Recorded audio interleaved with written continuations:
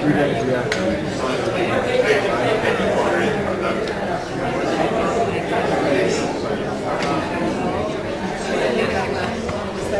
Bill Schlesinger. This is Friday Night at Carrie. Welcome back. Glad to see so many of you joining us again for one of our Friday night programs. And tonight we have one of our senior scientists here, Kathleen Weathers, to speak to us.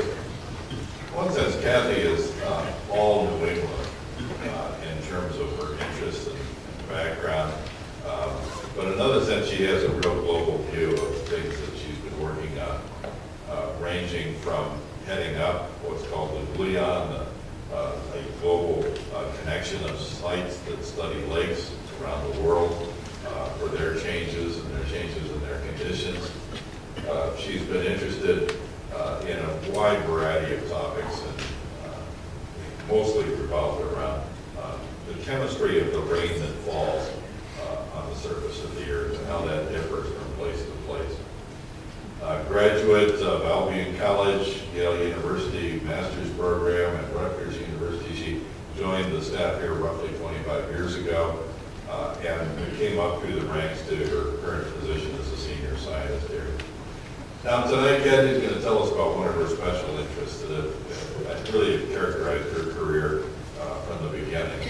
It's a kind of an offshoot of her interest in precipitation chemistry, which is an interest in the chemistry of fog water, the kinds of things that drip off of trees when you walk into a forest on Mount Desert Island in Maine or coastal California or the top of Whiteface Mountain. And you walk into one of those forests and it may not be raining vertically on you at all, but of course you walk in and there's stuff dripping from all directions. And Kathy's really made it her business to understand how much material, water, and the chemistry and the chemicals in that water arrive by those pathways of what we call fog water or fog drip or interception, and what that means to the ecosystem function. She's going to talk to us about the implications of fog water in her talk tonight, Mist Connections, a tale of fog and forest from around the world, California and Chile and New England, including her studies in coastal Maine.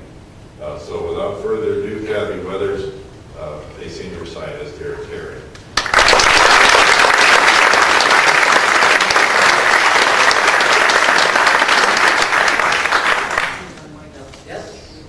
Excellent. Well, thank you all for coming. It's almost a perfect night to talk about fog. And I certainly have the perfect name to talk about fog. So, what I'd like to do tonight is take you on a bit of a tour. It's a research tour, it's a world tour, and I hope that you walk away with a different view, an ecological view, and a different view of fog. The next time you find yourself in mist, you might think about some of those mist connections. So, part travelogue, part research, and my own interest in fog started actually with reading the literature and observing. And natural historians and writers and painters have written and drawn and talked about fog for hundreds of years.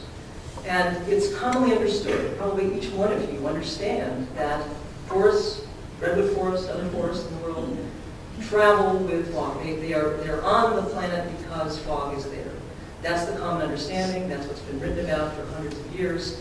And I'm here to tell you that while I buy that that's true by observation, we really don't know a lot of the mechanisms behind that. And that's in part what I've spent a good part of my career doing, is understanding how is it that fog works in ecological systems. And redwood forest and also Puerto Rico and the tropical cloud forest.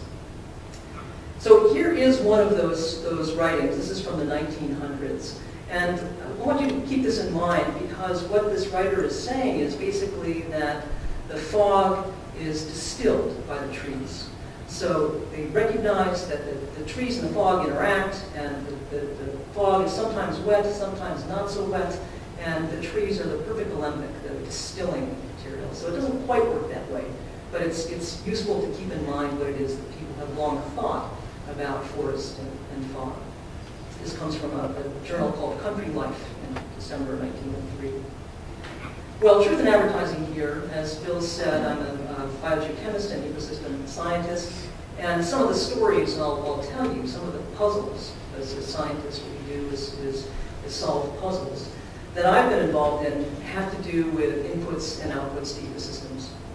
If you've been to these lectures before, you probably know this is a common theme. We're frustrated accountants. And so often what we do is we look at all the stuff going in and all the stuff coming out and say, ooh, there's a difference. There must be something going on inside the ecosystem. And then we open up the box and look.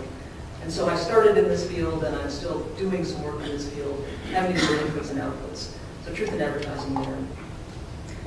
What I'd like to do is to talk to you a little bit about the various aspects of fog, some of which you may have thought about or noticed or experienced, and some which you may not have, built into some. Starting with water, talking about chemistry and biology, and then putting it all together again, because that's where we are in the state of the science, is trying to put these pieces together. So first, some definitions. Fogs and cloud, you'll hear me referring to both. What and where? Well, a fog is a cloud is a fog is a cloud from my perspective. So a fog is a ground-based cloud, and from an ecological perspective, I'm interested in that mist that's at ground level, that's interacting with forests, with animals at ground level. And so I'll use those words a little bit interchangeably, but understand that I'm talking about the same kind of phenomenon. Well, advection fogs are fogs that you may know. How many people have stood on the coast of California or Maine and watched the fog roll in? Yeah, you know these advection fogs. And they're formed when warm, moist air moves over colder bodies of water, as in the coast of California, and then the fog water is blown inward. Similar sort of thing, say the Gulf of Mexico, we've got moist air from a large body of water, it moves inland over colder ground. So that's the way they're formed. And upslope fogs, which I have historically referred to, and many others do too, as cloud, the moist air travels upslope and condenses, cools, and it often sits on the tops of the mountains. And the windward side of the mountain often is the impacted side of the mountain. So where is fog likely to be important? It's not true that fog is important in all places on the planet. It's probably important on maybe 10% of the land surface area. If you look at this map, it shows you annual fog days, and you can see that coastal California, Oregon, Washington, and the northeast coast have very high frequency of fog, something you've probably observed if you've been there, as do the mountain ranges of the Appalachians, and that's true around the world as well. It's often coastal areas and mountains. And then again, if you look at the world, you look at the coastal margins, it's not a lot of property, it's not a lot of real estate, but to tell you and to show you that it's quite important along that long strip of real estate in the coastal areas of the world. And so tonight I'm going to take you to a number of these places, from South America to North America. I'll give you some examples from Mexico. We'll take a quick stop in Namibia, and we'll spend some time on the northeastern coast. So water, the first obvious thing about fog is that it has water, but how much, and do organisms use the water? These are questions that fundamentally still have not been answered in a lot of places, but they have been answered in some. So fogs are wet, but how wet? How much water is actually delivered to ecosystems? Well, this is a graph that shows you the liquid water content. The units are really not important. It's grams per meter cube. But think about taking a cubic meter of water, squishing it all down to get an eyedrop. And that's that measure. But what I want to point out is these are three mountains in the eastern United States where liquid water content was measured. And you can see that mountains are wetter. Some are wetter. White Face Mountain is wetter than Clingman's Dome and White Top Mountain. And there's variability during the year, during the seasons and during the year. So variability is a theme here too. It's both a wonderful, amazing thing and a complete challenge from a research standpoint. Well, people have observed, as I said, that fog and trees interact. This is on the Canary Islands. And this well was built underneath a tree because people realized that fog would drip underneath the tree, but wouldn't drip out in the open. So this water actually is used for animals and for humans. And in the field, we refer to rain as hydrometeors, some people do. And fog is a cold precipitation, and it seems appropriate. One of the things about fog is it's an occult phenomenon. It's inscrutable. It's hard to wrap your mind around. And again, that's a boon and a bane to my existence. You also probably have noticed, if you have a beard and you've walked in fog, that it collects sometimes. It collects on people's hair, and likewise on plants. Plants are very well adapted in many ways, in creative ways to collect fog. As a matter of fact, I have driven around research sites, coastal Maine is one, sticking my arm out the window, waiting for droplets to collect on the hairs on my arm to determine what is a good site to collect. So it's occult precipitation is a challenge. Because we'll be talking about some other forms of precipitation in contrast to fog, I want to point out that there are three forms that materials are delivered to ecosystems. So remember, input, output, I'm trying to get a handle on the input part of my accounting scheme. This is what we're dealing with tonight. We are not going to deal with gases and particles. That's another bad actor and challenging. But I want to point out that there are some differences. Wet, rain, and snow is, on one hand, easy to deal with, on the other hand, it's not. This is not my slide, by the way. I have border collies. They do not chase fog. And they would not be next to a collector like this. This is another place in New York. But rain falls vertically, very convenient. You can put a bucket out, it's called a wet-dry bucket. Put a bucket out, you can collect precipitation, you measure its chemistry, you can extrapolate to the landscape fairly easily. That's a nice thing, and it makes it a lot easier to do the input terms. Fog, as I said before, hangs in the atmosphere. It moves horizontally when there's wind, and it has that architecture. There's something to impact on. This is balsam fir from near the top of Mount Washington, and it's got frozen fog on it, and it shows you again both the spatial variability and that fog actually graphically does collect. This actually gives you an idea of the phenomena of wind and fog. There's a hole. It's about the diameter of that ice axe on the top of Mount Washington, and the fog is accumulated. The wind's coming this direction. And as if you know anything about wind, you also know that wind speeds are lower to the ground and higher above. It's a great illustration of fog and wind interaction. So how do we actually get our hands around quantifying fog water delivery to a forest? Again, it's not an easy task. What we often do is allow the vegetation, the forest, the grasses to collect the water, and then we go in and collect it from the vegetation. This is one way. We've done it in the redwood forest. We actually put a big funnel around a tree. We also more simply put funnels out in the forest and let the fog water drip down into the funnel, collect it, and quantify it. And often use other devices. This is a bulletproof shield bent in an angle and collected fog water. It's also challenging because waiting for a fog event, going out, imagine trying to sample just fog is like waiting for Godot. And it's surprising what people think if you call people up and say, you're sitting right next to my field site, do you think it's foggy? Oh, yes, it's very foggy. Nothing is dripping. So it's a challenge.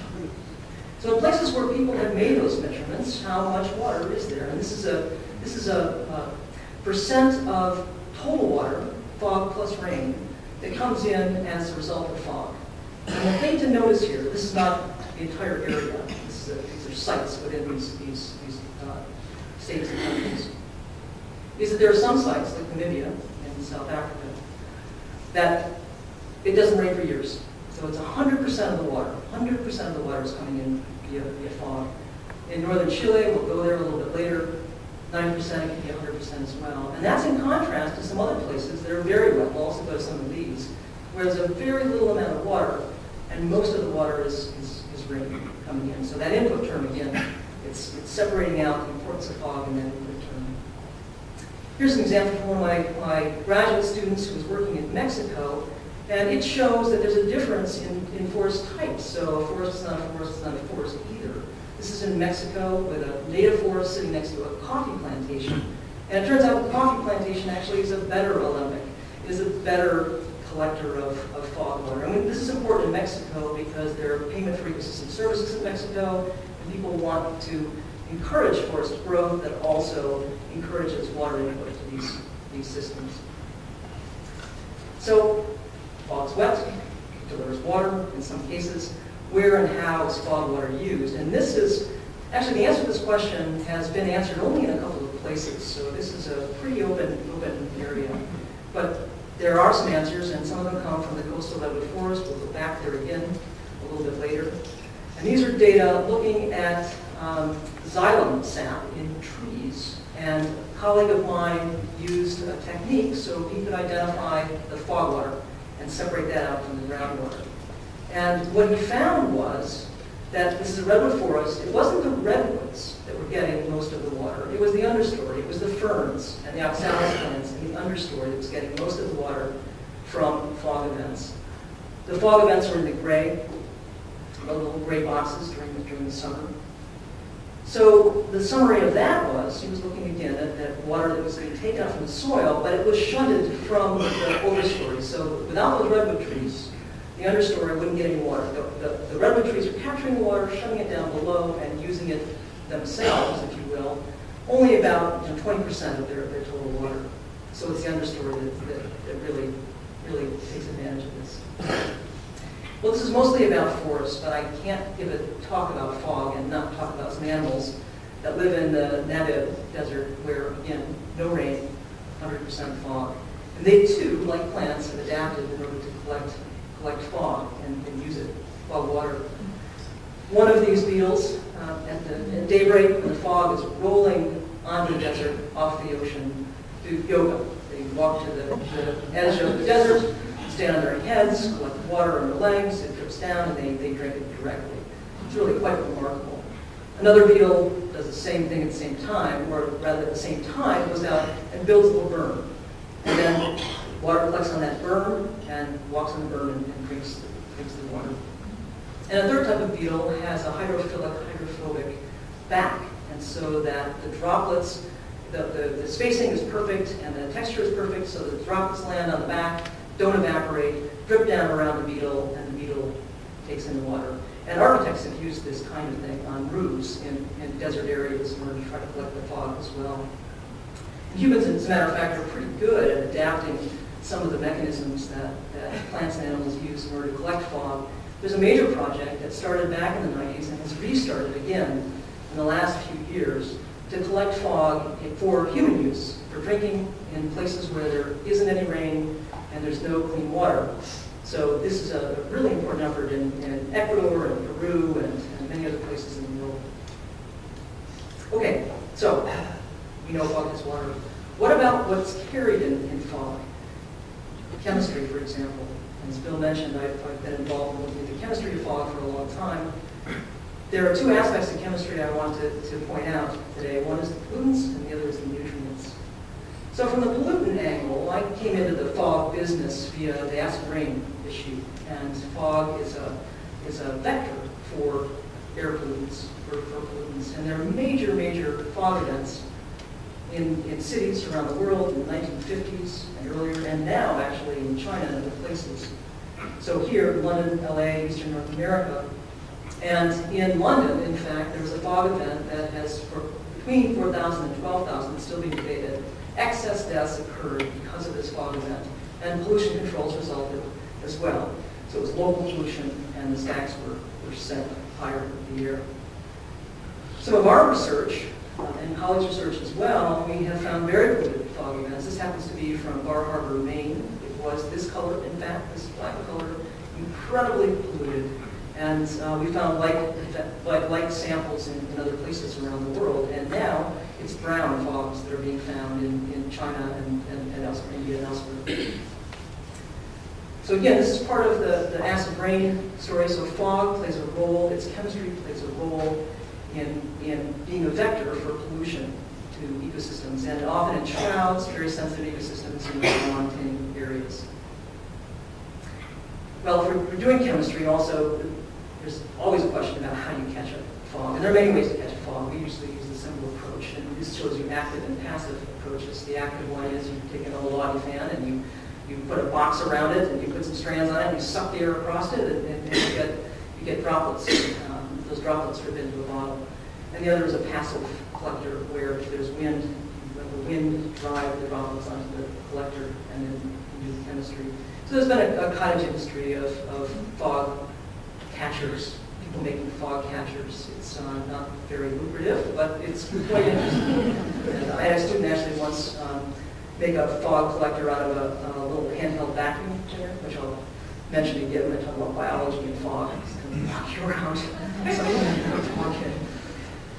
So, another question that's really important if you're interested in that input budget is whether the rain and the fog are different in the same place. And there are now measurements from around the world looking at that. And the only thing to notice here is that the gray bars sitting right next to the black bars, the gray bars are fog, the black bars are rain, from the same place. No matter what chemical you look at, fog is a lot more concentrated than rain. Here's a series of fog and rain events that come from a more polluted place. This is in New Hampshire, actually. And it has a polluted signature of the chemistry. Here's a set of samples from Puerto Rico, and it has a sea salt signature. So the fog is more concentrated than rain, and it always has the signature of the air surrounding it, whether it's polluted or not.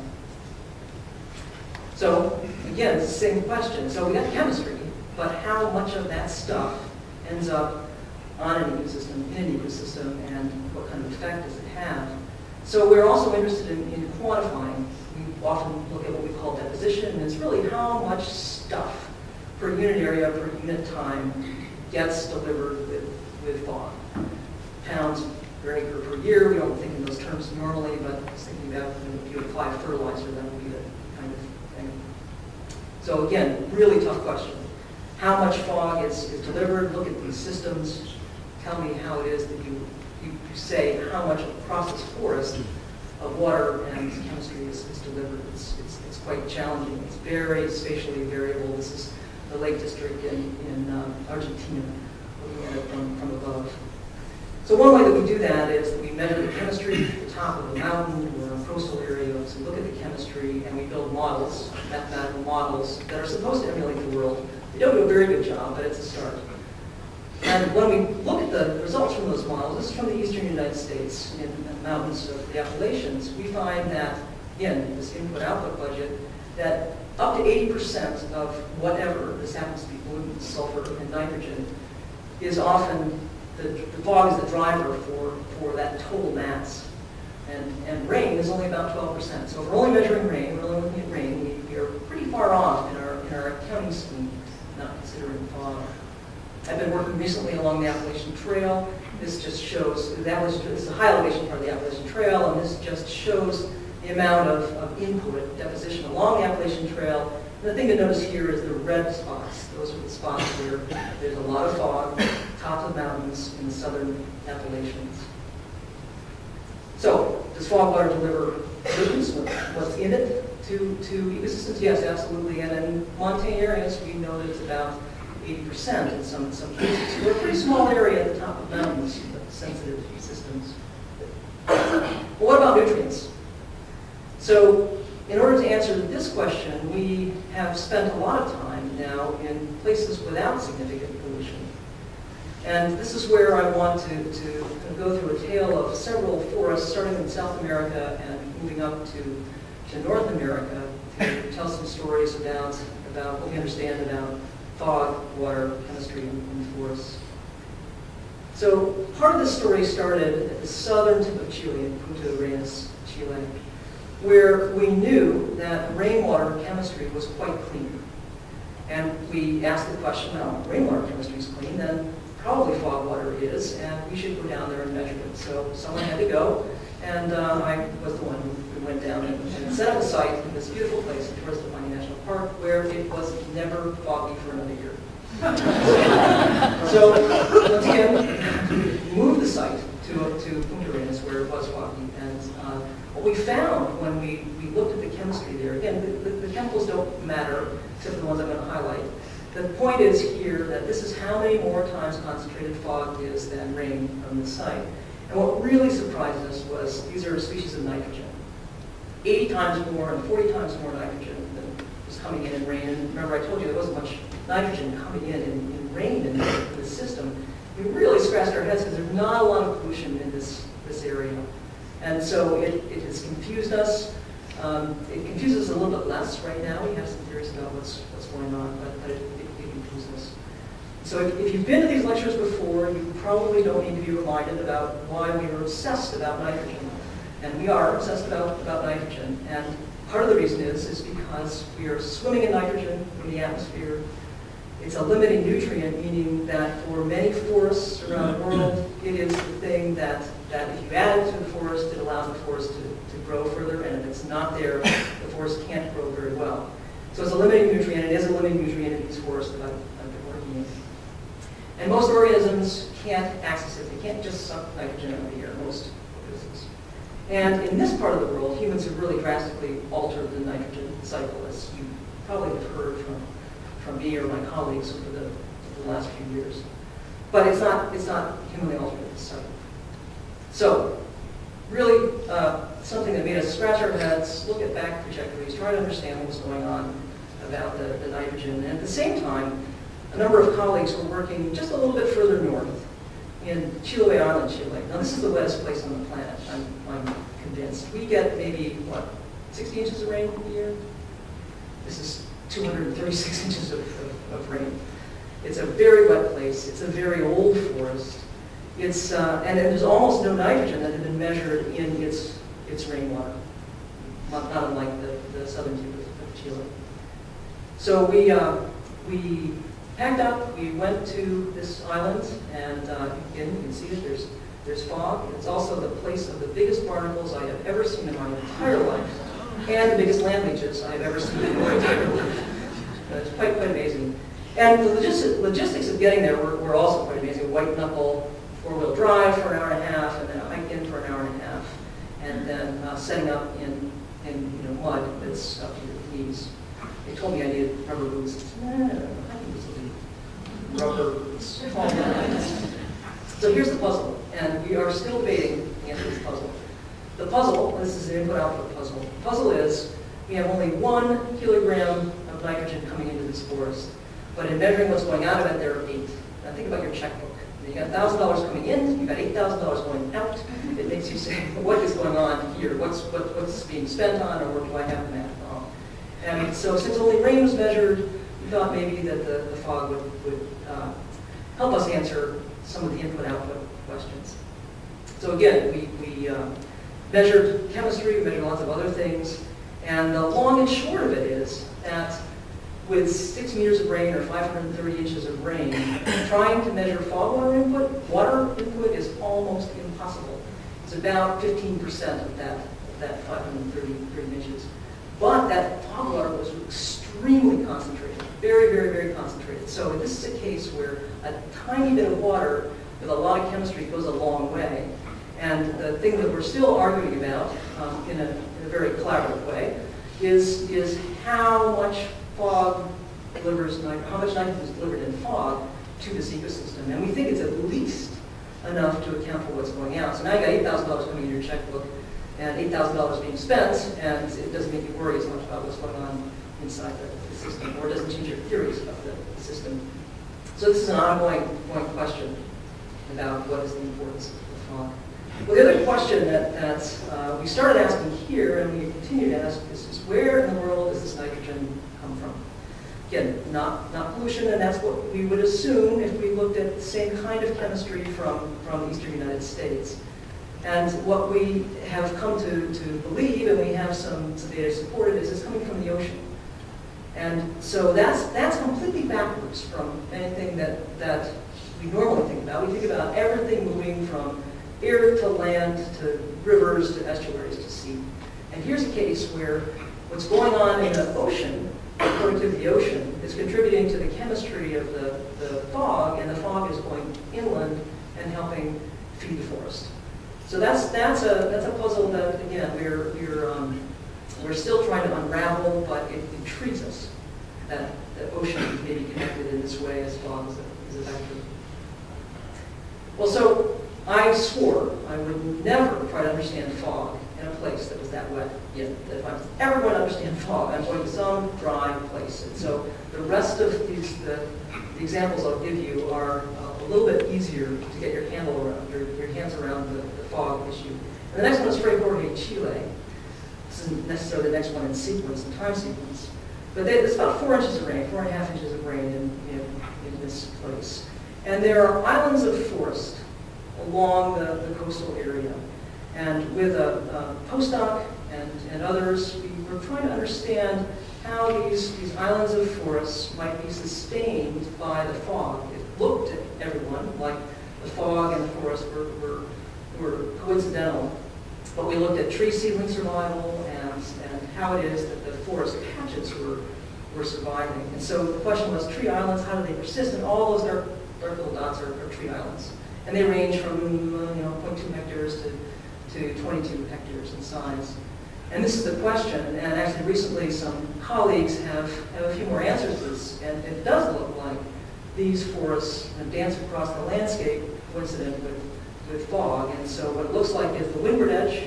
It's a lot of water, as Bill was describing. It's outside the forest, it's completely dry. You go in, it's dripping, it's 10 degrees colder, and there are lots of seedlings. And you look at the back edge of the forest is dying. And so these forests over time, in the long time, are moving in a way that seems to be coincident with the fog. And again, it's spatially variable. It's really tough to get a handle on what's going on across large spatial areas. Well, one step better, we moved further north. This is with in collaboration with a graduate student again, to the Atacama Desert. And there's sometimes no rain and sometimes about 1/2 inch of rain. This is Angelica Gonzalez, who is right now in BC, British Columbia, doing a postdoc. But she was interested in the plants that live in this desert. This is the ocean to your left and the landscape to your right. And these are the plants, the bromeliads. And they don't have any roots in the soil. They take their water and their nutrients from the air, so it's the perfect situation. No rain, to be confusing, and fog is the main input. And so what we did there was look at, with different distributions of fog and different chemistries of fog, looked at the plant signature, the chemical signature, and lo and behold, the plants look like the fog. So establishing a much closer link to the fact that these plants use the water and actually utilize the chemistry as well, as one might logically think, but there are a few data. Well, then the next stop, and this is a stop that I'm still in, is in Sonoma County, California, and you've seen the redwoods a little earlier in this talk. What a remarkable forest, the quintessential fog forest. And here we're trying to link all of the pieces, the fog to the trees, to the soils, to the microbes of the soils, and to the ecosystem as a whole. And again, we're in the middle of analyzing some of these data. But what we know right now is that these are some of the most productive forests in the world. And it's a little bit hard to explain why they're so productive. Again, they're huge, they're productive. Supposedly, the only reason that they can be productive in the summer months is because of the fog. But how does that work? So, while there is rain during the rainy season, there is not rain during the fog season. So this fell into my criteria of I'll study fog here. And it's convenient that it's in two seasons. So in this case, we have been working in a redwood forest, a big patch of forest, and we're utilizing this fact that I told you earlier, that rainwater falls vertically, and that's quite convenient, and you might think that if it falls vertically, that the whole forest will function pretty evenly. Function meaning it will produce biomass, it will have microbial activity, it will function as a redwood forest does. On the other hand, during the fog season, the fog is moving horizontally, and we might think that we can use this forest patch, look at the edge where we expect the edge to work as a perfect filter, have more fog input, and then look to see how that contrasts with the back edge of the forest that we assume has less input, but we assume is dripping during the summer months because that's what we all, the natural historians, have observed, that these forests need fog, and they need to be dripping fog in order to function. So we went to this edge, and I'll point out Kendall Jackson Winery is at this edge too, and we're also interested in our results and have been collecting a little bit of fog. Actually, almost all the places I've gone has good wineries. Not sure there's a connection. So the rainy season, here are the data. The bars show you the amount of water. And you can see that throughout this forest, it's about the same amount of water during the rainy season as we would have predicted. And what we can tell from some of our other work is that the forest functions pretty comparably throughout the forest. But what we found during the fog season was, in part, what we predicted. The bars are higher, there's more water. This is nothing compared to the rainy season, so it's very little water. But relative to the fog season, the edge gets something. Further back in the forest, there's almost nothing dripping through the forest. This was confusing, and we were struggling with. And so we began to do a couple of different things. We started looking up in the canopy and realized that if you go up to the top of the trees, all the way back in the forest are covered in fog. And so rather than delivering water, we think part of the water function of fog is to keep the trees from losing water. So in part, it's dripping water, the rest of the ecosystem it can tap into, the rest of the organisms can tap into. But at the back edge of the forest, it's really about conserving water in the back part of the forest, because that's what we think right now. So they are fog enshrouded, but not dripping fog. We're in the process now of analyzing the data from looking at that drip up and down the canopy.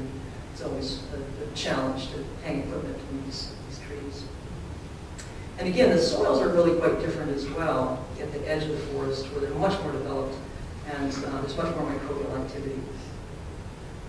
So, water, chemistry, that was kind of the whole story until about 5 or 6 years ago. And there's an emerging field of aerobiology in general, not fog aerobiology until recently, but that microbes are in the atmosphere on days when there isn't rain and when there is rain. And I'd long been interested. In part, actually, it was a question that was asked by one of my colleagues many years ago. It was Alan Berkowitz, who said, is there anything living in fog?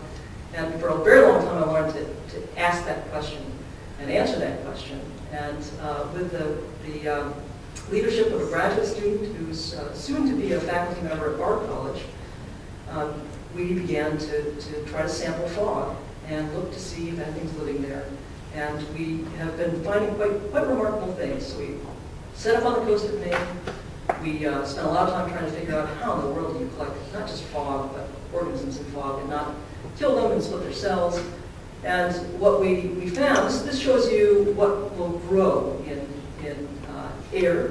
Clear air is the top panel.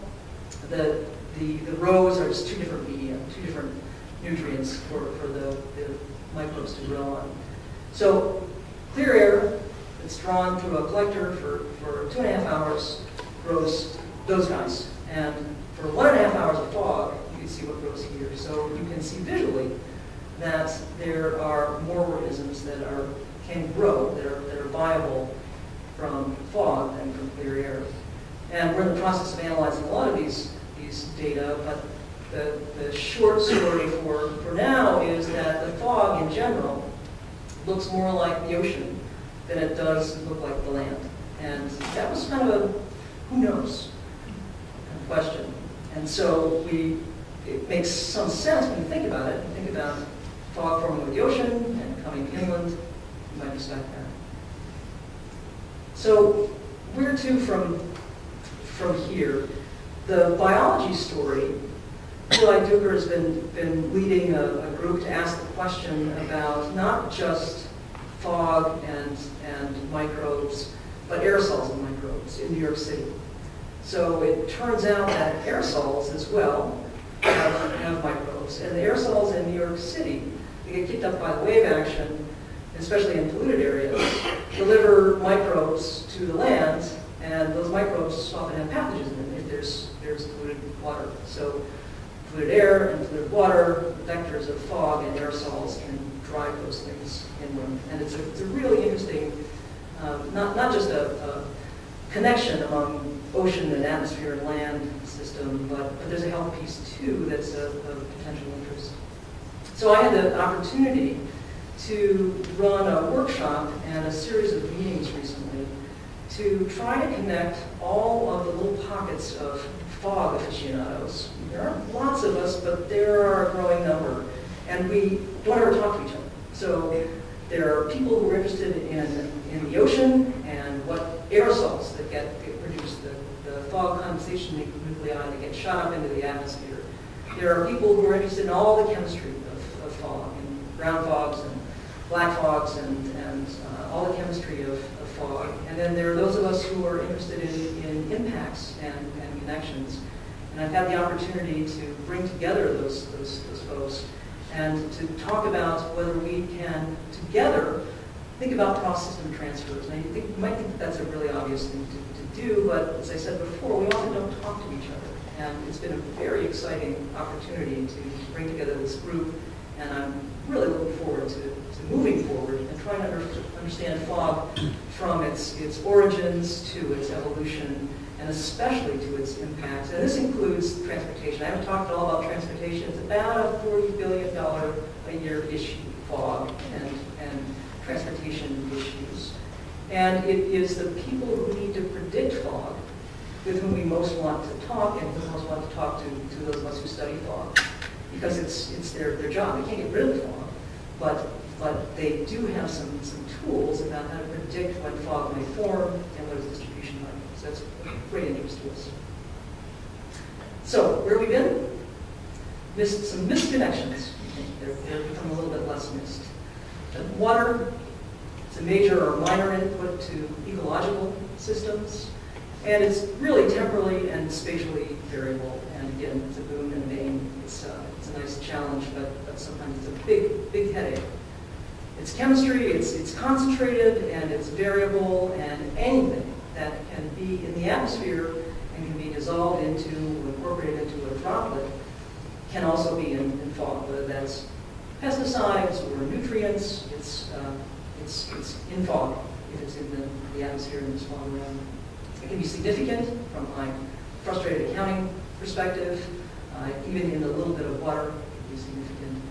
And the biology, again, I'm really excited about the biology. I have a new colleague here, Barbara Hahn, who I'm hoping to talk into doing some fog work as well. And it has a marine source, it appears, at least in coastal areas. There may be pathogens involved, or likely any time that there's a polluted source of ocean water nearby where fog is formed, the likelihood is that biology will be in the fog. So the fog is cultural as well. There are names for fog and the fog season. Here are a few of them from around the world. It's something that I think it's aesthetic, but it's also extremely important, both on the ecologically, environmentally positive side, showing you places where it is the source of water, it is the source of important nutrients, its presence and the presence of plants and animals are coincident. And again, it's a vector and a connector in cases where there air pollution, it exacerbates, it concentrates. In cases where there's water pollution, it's also a vector and connector.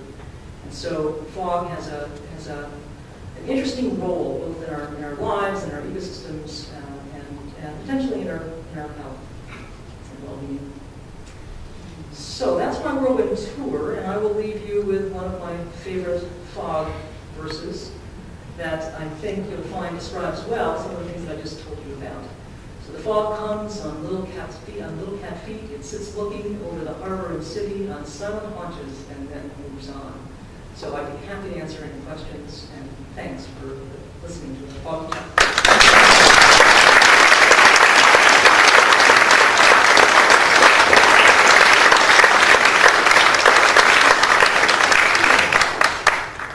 And let's open this up to questions.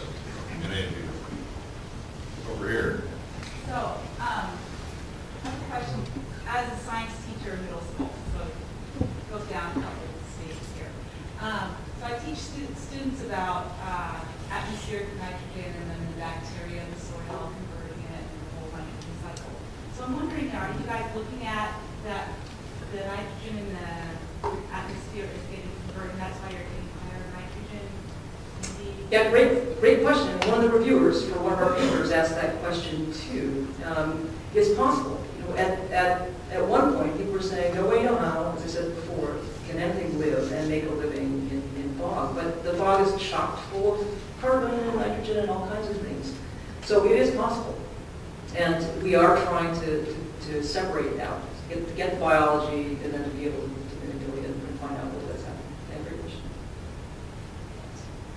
How come you didn't study the fog up in mountain regions?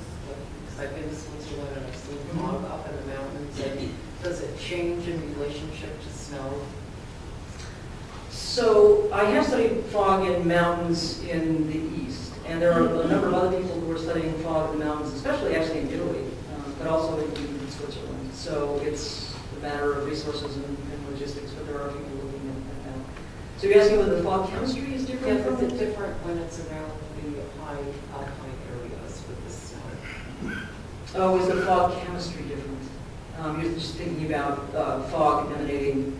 In terms of Yeah. I don't know the answer to that, but my guess is that it's fairly concentrated the fog is very concentrated in nitrogen just because of the processes I talked about. And snow is less so. But I don't really answer that. Oh, back there. How do you predict fog? Yeah, I don't. Yeah, it's a great question, and we are inching toward talking to some of the folks in NOAA and NASA. Actually, we have talked to some of the folks in NOAA and NASA. They, in part, are looking at the conditions that result in fog formation. So, over the ocean, there's a sea surface temperature piece and an atmospheric temperature piece and relative humidity and dew point. So, it's taking into account those abiotic factors and building predictive models. But it's not, it just amazed me that it's not a set thing at this point. Yeah. Or there are no tools available or apps. Well, yeah, there are some tools available, and I bet the transportation people would tell you, maybe when they tell you they're close to an app, they have to be on top of what's happening. Well, San Francisco actually is pretty easy to predict. But what's happening in those cities. As a matter of fact, someone told me recently that realtors in San Francisco can predict the exact street at which the fog ceases to roll in, because it's important to real estate. It's actually someone recently who said that. So, part of maybe pattern, looking at the patterns over time. Another one back there. Staying in California, the coast redwoods. If I understood correctly, the ground cover, the ferns, etc., get nutrients in the fog, but there's also fog accumulating in the canopies. Do the canopies act as a kind of water tower, or do you have just almost like two versions of horizontally moving, because they're so tall, one at ground level and one at the top? What's the relationship between the two? So I'm a little confused about your question. So you're asking whether the top of the canopy drifts to a lower part of the canopy? Yes. In other words, you said there's a lot of accumulation in the canopy and also on the ground. Does the canopy feed the ground, or are they almost separate from each other? Yes. So at the edge of the forest, the whole canopy is saturated and it drips down. And the back part of the forest, only the top part of the canopy is in the fog, and it does drip a certain distance down into the canopy, but there's just far less cover there. And it's dripping down through the air, not along the bark. Oh, it does drip along the bark too. Yes, that's called in the trade stem flow, and that can be important as well. I've seen a lot less of it on those trees and parks. They're quite rough. Maybe one more here. What are some of the living organisms missing? Some of the living organisms. So there are Vibrio, and I'm trying to think of some of the soil indicator bacteria. I'd have to look back at the list, but Vibrio is one that sticks out. You said that they're pathogens, right? Yeah, there are. Yeah, some Vibrio can be. Some, not all, but some can. Kathy, many thanks.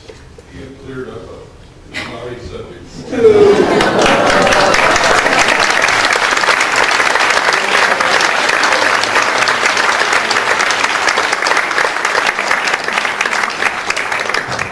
Let me say that about a month from tonight, there'll be another Cary Institute Friday night at Cary here.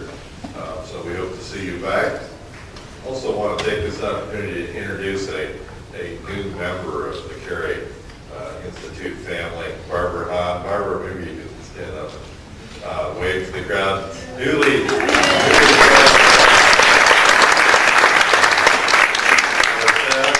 see her at Gilbrook, you'll see her on the Institute property grounds here, and probably doing some field work out at various places.